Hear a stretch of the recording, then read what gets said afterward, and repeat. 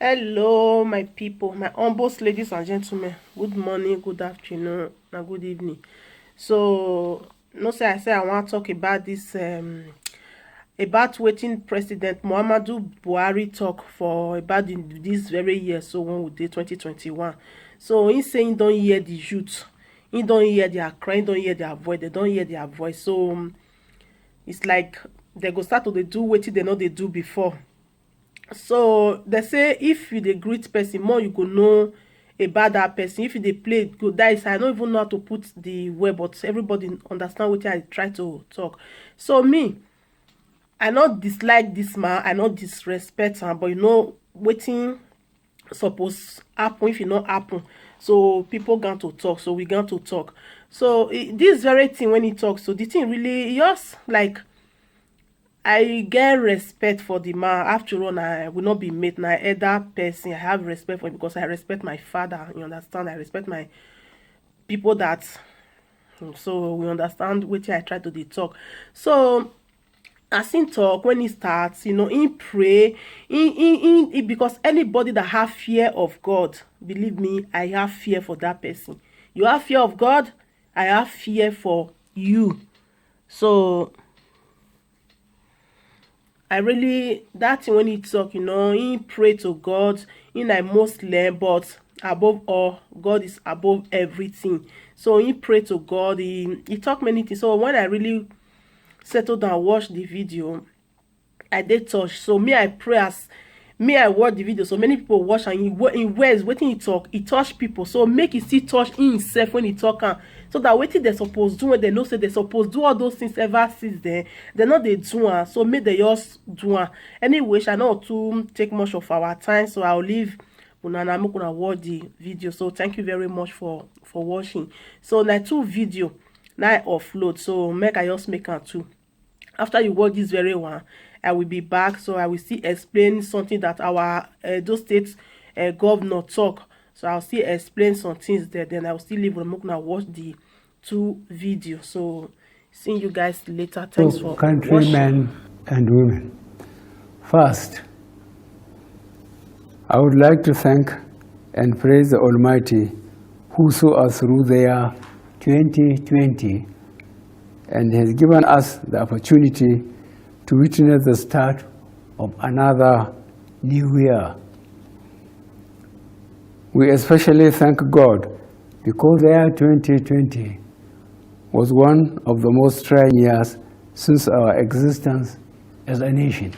This can also be said about all other nations around the world due to the challenges posed on our collective humanity by the novel COVID-19 pandemic. While acknowledging that 2020 was a very tough year, we saw this year put to test our national resilience and ability to survive these tough times and also give renewed hope that we will again brave any storms that lay ahead in 2021 and beyond. As we celebrate the opportunity before us in the new year 2021, we must also acknowledge the passing away of our brothers and sisters who didn't make it into this new year. May their souls rest in perfect peace. We must remember that we also celebrated the historic occasion of our 60 years as an independent and sovereign country on October 1st, 2020. In the spirit of hope and gratitude, I would like to remind us again that as a country on the difficult journey to nationhood and greatness, we have confounded the many pundits at home and around the world who never gave the newly born country that emerged onto the world stage on the 1st of October 1960 a chance of surviving much longer than a few years. Yet, Here we are, 61 years by the next anniversary in October.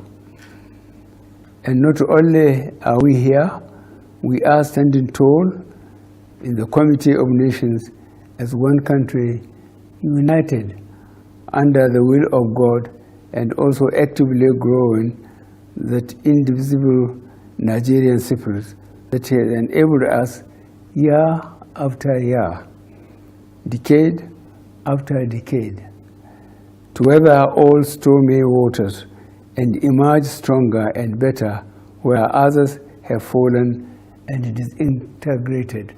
This nation, this Nigeria, will survive and thrive. In this journey to nationhood, we have experienced the highs and the lows.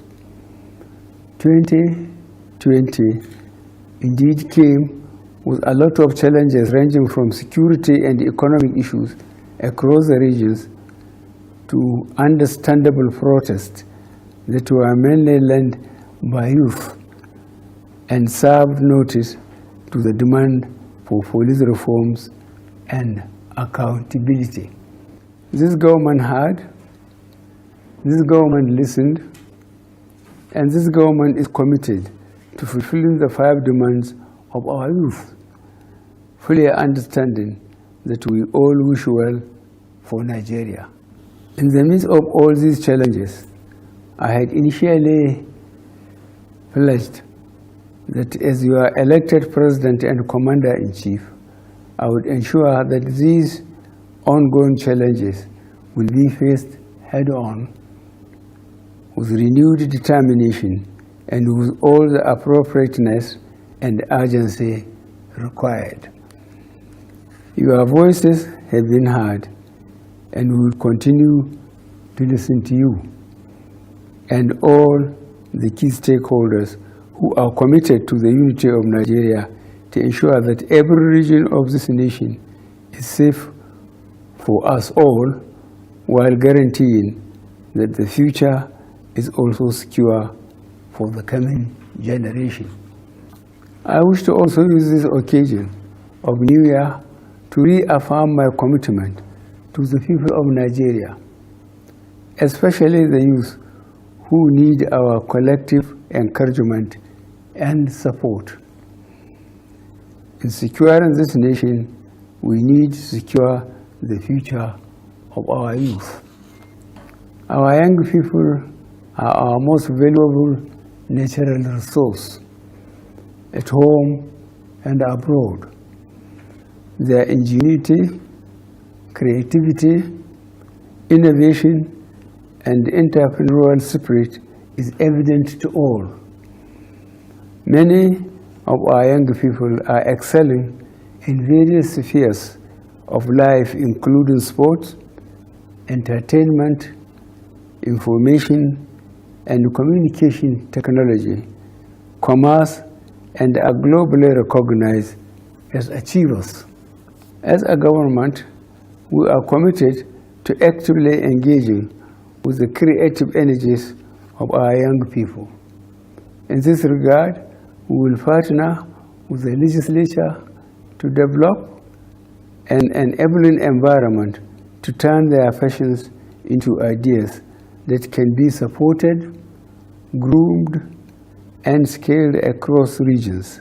This will create vast opportunities in fintech, agriculture, business process startups, and in the entertainment industry. The year 2021 will indeed be a year where we will work to reinforce the hopes of fellow Nigerians in the vision of a united and progressive Nigeria. This administration will continue focusing on delivering key strategic priorities under our C: security, economy, and anti-corruption agenda. Some of the key priority areas we will direct our attention and strength to include re-energizing and reorganizing the security apparatus and personnel of the armed forces and the police with a view to enhance their capacity to engage, push back, and dismantle the operations of both internal and external extremists and criminal groups waging war against our communities in some parts of the country. In line with the current security challenges we are facing as a nation, I would like to reiterate the promise I made recently when over 300 of our boys abducted from Government Science Secondary School, Kankara, were successfully rescued by our security operatives. The professionalism shown by our security forces and the collaboration from all stakeholders across both state and federal governments that led to the successful rescue of the boys is proof that Nigeria has the internal capacity to decisively deal with terror attacks on our citizens. However, we recognize that we rapidly have to move to a more proactive and preemptive posture to ensure that these sorts of traumatic incidents do not become a norm. Our administration is fully aware of the responsibility we have to protect the lives and property of all Nigerians, and we will not relent in learning and adapting to changing threats to our national security and civic well-being. On economy, our focus on revamping the economy through the national economic diversification agenda that supports the primary goal of national food self-sufficiency. This has helped reduce the growing food-related inflationary figures and have in considerable measure positively impacted on our food security status during the long months of the pandemic lockdown. We are also currently rebuilding our national infrastructure base and in the process introducing transformation through the rehabilitation, modernization, and expansion of the railway system, national roads and bridges both in rural and urban centers alongside the airports and seaports. The reforms we have put in place in the power sector would guarantee increased efficiency in our drive to significantly expand the generation and distribution of electricity for use in homes and factories. As an administration, we are currently undertaking a series of social interventions designed to boost job creation and support the entrepreneurial drive of our youth. With the recent opening of our borders, we expect that the pent-up demand of legitimate cross-border and international trade will boost the fortunes of the many small businesses and agricultural enterprises that depend on Nigeria trade and commerce. The message to our West African neighbors is that Nigeria is once again fully open for those willing to conduct business in a fair and equitable way. On the anti-corruption drive of our administration, we have recorded substantial gains so far and this year. We are committed to continuing along the path of eradicating corruption through collaboration with all the arms of government to effectively prosecute this fight. While we would be working with the legislature to enact laws that will strengthen this fight, we will also be looking at reviewing some of our laws which will ensure that this fight is more effective. On the part of the executive, we would ensure the diligent and timely prosecution of corruption cases while appealing to the judiciary to ensure that corruption cases are dispensed with expeditiously. The persistence of various forms of violence has meant that in the most affected parts of the country, the fabric of inter-communal harmony woven through years of investment, of effort at building trust, mutual respect, and harmony has been threatened. Insecurity as a challenge has direct repercussions on our national economic stability, growth, and development, setting us back at critical points through the destruction of public and private investments. In parts of the country where chronic poverty, social exclusion, and disillusionment among sections of the youth were already a problem, the circles of violence that have been unleashed by mindless groups like Boko Haram and others have thwarted the efforts of government to undertake the social policy and associated investments that could make a huge difference in the quality of life of our citizens. I am aware that for some of our compatriots, the progress we have registered since the inception of this administration is not nearly as fast or as efficient as they would wish. I do not begrudge them their views insofar as they signify a wish in which we all share, for only the very best is for our country.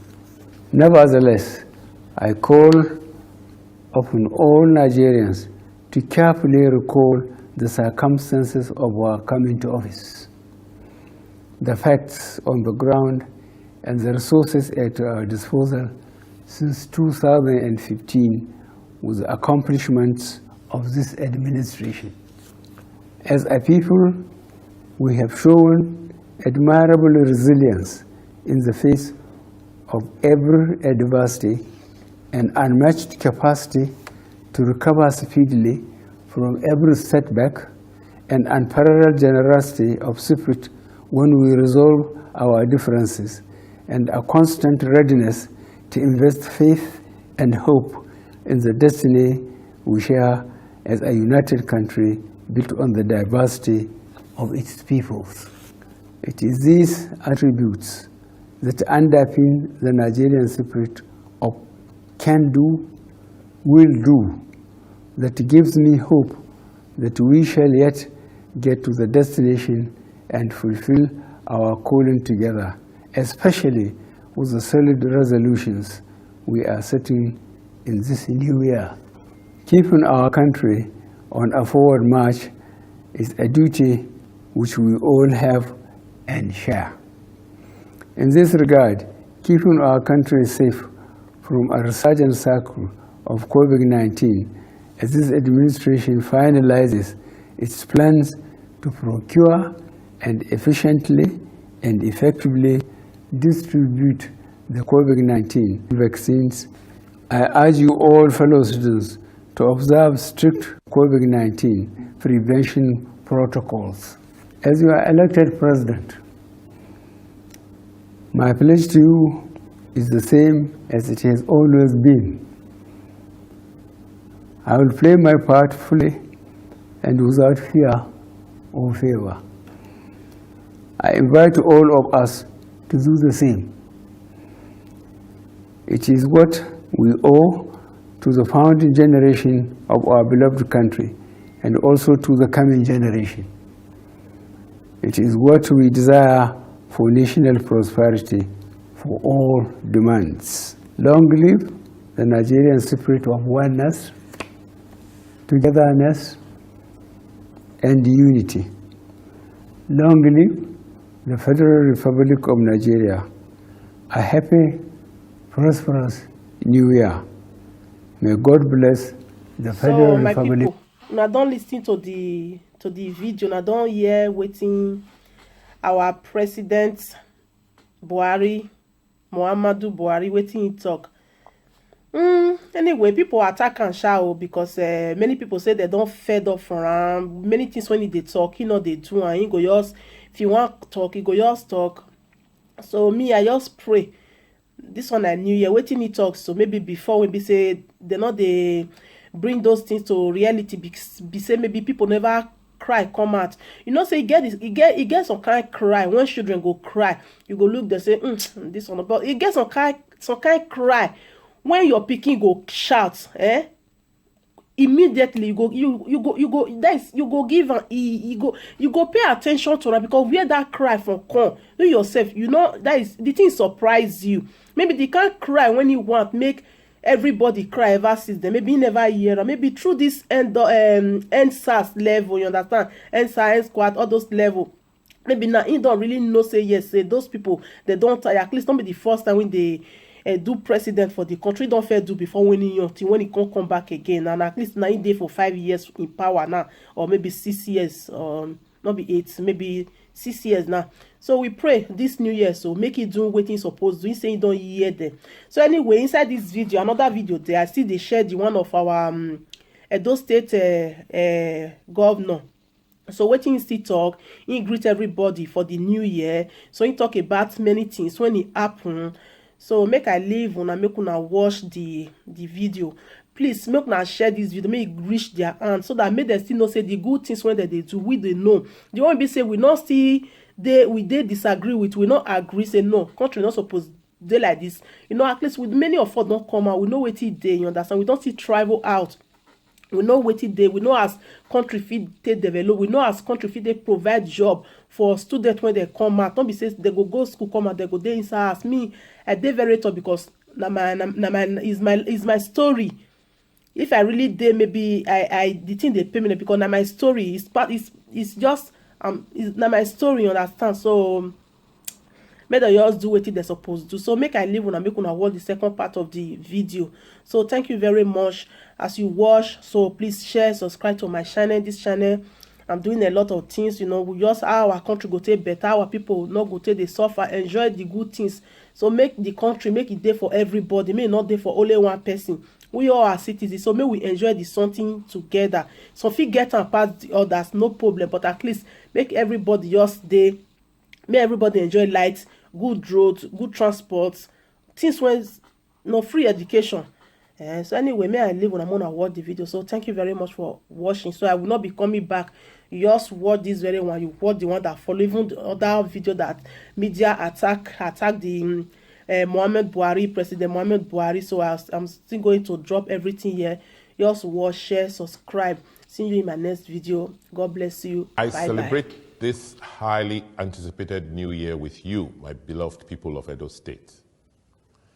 Despite the difficulties and uncertainties in the year 2020, the scripture enjoins us that in all situations, we must always give thanks to God Almighty.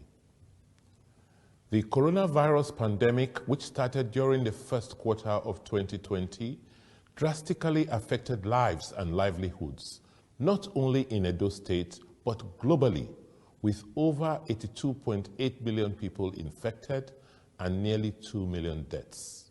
In Edo State, even though we recorded considerable measure of success in managing and protecting our people during the initial outbreak of the virus, we are now battling with the second wave of the crisis, which we are told may be larger and more virulent. The social and economic tension emanating from the effects of COVID-19 pandemic led to the EndSARS protests and its aftermath. This resulted in jailbreaks of the correctional centers in Oko and Saple Road in Benin City. Almost 2,000 prisoners escaped from these facilities, and this has compounded the security situation in the state. In the midst of the gloom and despair, there was a silver lining for us in Edo State with the conduct of the September 19th governorship election, which, against all predictions, turned out to be peaceful, credible, and a watershed moment for our democracy as a nation. With the election, the people of Edo State demonstrated that power truly belongs to the people and that only the people have the right and authority to choose who should govern them. By this action, you have inspired and given us hope to forge ahead and continue to chart our course as a people who are desirous of change, progress, and shared prosperity. Let me use this opportunity once again to express my appreciation and gratitude for your courageous support and confidence which you have reposed in me, and I pledge to pursue our vision to make Edo State great again. Today, you, my people, can confidently say that you have put your own government in power. We must therefore now come together to ensure the success of this government. Your government can only succeed when we all play our parts by fulfilling our obligations, particularly by paying our taxes. It is only through paying taxes that government can raise the required funds and resources to finance development projects. We commenced work for a second term with a comprehensive exercise to strengthen the ability of the civil and public servants to deliver service to the people of Edo State.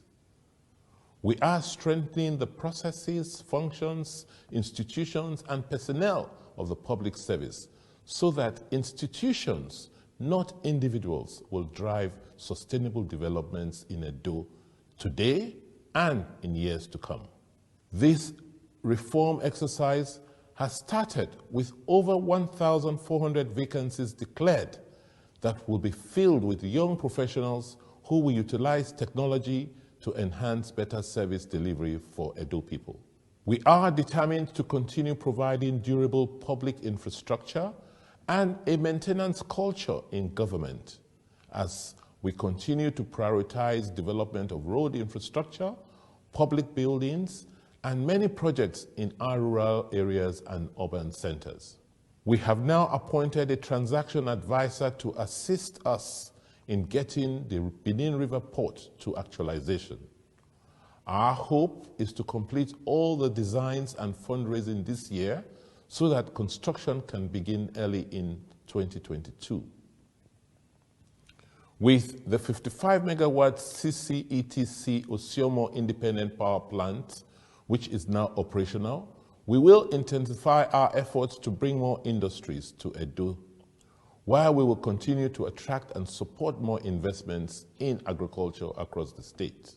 Following up on my campaign promise to make Edo a hub for technology in sub-Saharan Africa, we have designed our first partnership agreement with a highly reputed software engineering company, which will culminate in the training of over 15,000 software engineers in Edo by the year 2025.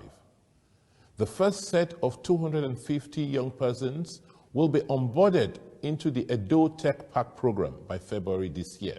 We will also explore more avenues to sustain employment, creating opportunities for young people by offering them more training and apprenticeship programs so that they can take advantage of the expansion of the private sector with the influx of new investors. In keeping with my promise to bequeath Edo State with a 30-year master plan, we have procured the services of experts to begin the process of designing the urban and regional master plan. In tandem with the planning process, I will be launching Project Clean and Green Edo this year. This project will involve citizen and corporate participation in beautification and planting of trees, particularly in urban areas. We are building a robust security system to deal with the peculiar challenges that we now face. We are essentially evolving a public safety system that is anchored on citizen participation with a bottom-up structure, such that citizens can now be actively engaged in protecting and securing their immediate communities in collaboration with government. We are launching Operation Know Your Neighbor, where we will be requesting you to provide information and identities on all those who live close to you. Edo Basic Education Sector Transformation, Edo Best Reforms, will be extended to junior secondary schools this year. The new teachers who are currently being recruited into the Edo State Supporting Teachers to Achieve Results STAR Fellowship Program will change the face of public education and restore standards in the system. The colleges of agriculture and education, which are now running a tri-campus system, will commence academic activities this year as we strengthen partnerships to make them world-class institutions of higher learning. One major lesson from COVID-19 pandemic is that we must now strengthen our healthcare system. We have therefore begun our comprehensive healthcare reform, which will include rebuilding the schools to train healthcare manpower, fully rolling out the state's health insurance scheme to provide source of financing for our healthcare system, and increasing the number of the state-of-the-art primary healthcare centers in Edo State from the current 61 to 120 this year. We deeply appreciate the continuous support and encouragement from various stakeholder groups and friends of Edo State who supported and gave various donations in our fight against COVID-19. We thank the federal government and our development partners who continue to stand by us. We are grateful to His Royal Majesty Omonoba Nedo Ukwa Kolokolo, Oba Ewai II, the Oba of Benin, and the traditional institution. We are grateful to the judiciary, the legislature, the media, the civil society, the organized private sector, our brothers and sisters in the diaspora, our public servants, our students, farmers, market women, and artisan groups, among others. As we begin a new year under difficult circumstances, we must realize that tough times don't last forever. Let us please remember that COVID-19 is still here with us, and we must follow all precautionary public health and safety guidelines. I wish you a very happy and safe 2021. Happy New Year. We never had it this bad. Yes, we had an insurgency which was bettered at a very young time, and we were trying to grasp and understand how to manage it. But before the end of the tenure of President Goodluck Ebele Jonathan, we saw that Boko Haram were pushed to the fringes. But since this president has come in, they have assumed an era of importance. They have assumed such a magnificent stand that they have taken over cities in the northwest. They are beginning to demand taxes from people. In his own state in Katsina, we saw the governor going to negotiate with bandits in the forest. Now, how do you call that security? If the president is interested in providing security for the people, first of all, look at your security architecture. If the service chiefs are not giving you what you need, you sack them and bring in new people and give them an ultimatum and tell them, I'm giving you 6 months to solve these issues. Make sure that the security provision, the financial provision for catering to this security, these strategies are put in place. There are a lot of people who are in the background, on the fringes, waiting to come in. But no, what do we have? Look at Bishop Kuka's homily on Christmas Day. He alluded to the president's nepotism, that is one of the causes of the problems we have in Nigeria. How do you sit back as probably an assistant commissioner of police who has walked through the ranks, and you see somebody who doesn't deserve a promotion, but because he's probably from the president's village or from his region, he's given a position he ought not to have been given? What do you expect will happen? There are rules to these things. There are ways that you can positively mobilize people to begin to take security as their own personal forte. But when these people see that even the person that is leading them has no care, does not make provisions, has nothing to do, even the president's wife, where is she today? We heard she has taken off. That is the rumor mill today. Nobody has come out to deny this fact, that because of insecurity, she can no longer stay in the country. Now, if a man cannot protect his house, again, I say, how does he intend to protect other people? I will ask Mr. President. Mr. President should sit back and not sit in his armchair and allow people to becloud him with different stories that he is doing so well. He is not doing well. The people of Katsina are consistent. For 5 hours I heard yesterday, they blocked the road, are consistently protesting of the insecurity they have. Go to Niger State, Boko Haram is resurging there. Borno State, the governor of Borno State, Governor Zulum, has been attacked 4 times. Governor Shatima, when the PDP held sway, was never attacked by Boko Haram. But 4 times we have seen the governor of Borno State attacked by these insurgents. Every day he's crying, maybe because he has a certain relationship with the president, doesn't want to speak the truth to him. But go and look at the senators from Borno State. Look at what they are saying every day on the floor of the Senate. People are afraid to speak up because once you speak up, the president will intimidate you. But you know, PDP cannot be machinated. PDP cannot be put down. We will speak the truth to the president. As I'm speaking here now, I'm not afraid to tell him that he has failed in terms of security. And perhaps I was expecting that he would have even a better thing for Nigeria would have resigned on the 1st of January. But since that did not come, we will not force him out of power. We will encourage him that please, because of Nigerians, let us find a way to make this country safe for everyone. Because that's the first thing. The economy you are going to talk about, maybe I know you are going to go there, it starts from security. If someone does not, look at, if you are talking about people going back to agriculture, do you know how many farmers were beheaded in the period of December 1st to 31st of December 2020?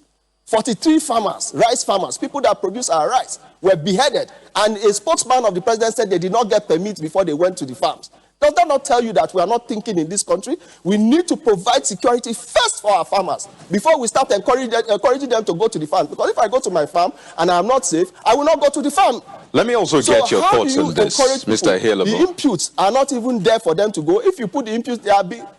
Right, pardon me. Let me also get your thoughts on this because it's tied together. Corruption is at the...